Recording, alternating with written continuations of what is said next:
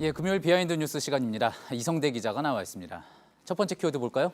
네, 첫 번째 키워드 보겠습니다. 공격적이어도 괜찮아.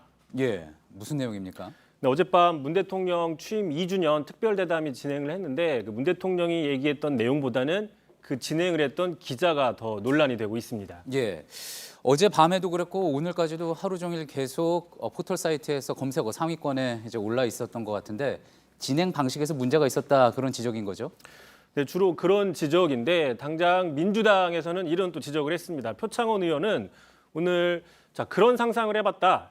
과거에 이명박 박근혜 대통령이 만약에 그 자리에 있었다면 그런 인터뷰가 가능했을 것인가라고 좀 우회적으로 비판을 했습니다. 예. 그러니까 어떻게 보면 과거에는 그러지 못했을 텐데 왜 지금에 와서 그렇게 공격적으로 하느냐, 뭐 일관성이 없다라는 지적인데 실제로 보신 것처럼 지난 2017년이었죠. 박근혜 전 대통령이 탄핵으로 직무가 정지됐을 시절에 청와대 출입기자들을 불러서 본인이 하고 싶은 이야기들을 일방적으로 했었고 또 그때 기자들은 상당히 좀 다소곳한 모습을 보이면서 논란이 된 적이 있습니다. 예. 자, 반대로 야당 측에서는 어제 인터뷰 진행한 것은 돌직구였다.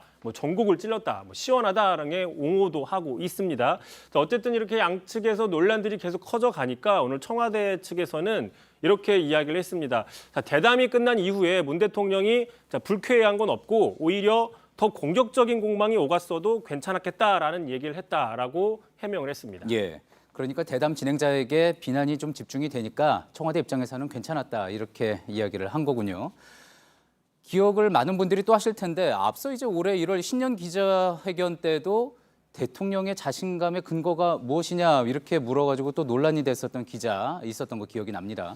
그렇습니다. 일단 대통령이라는 게 최고의 관심 대상이기 때문에 인터뷰나 기자회견에 관심이 쏠리는 건 당연한데 그러다 보니 또 질문했던 기자한테까지도 화제가 되는 것 어쩌면 당연한 일입니다. 자, 다만 그 대통령의 메시지, 예를 들어 3년차 국정운영 방향이나 남북관계, 경제 이런 거에 대한 메시지보다 메신저에 더 관심이 가고 논란이 되는 상황이 되풀이되는 건 아니냐 이렇게 한번 생각을 해볼 수도 있을 것 같습니다. 예.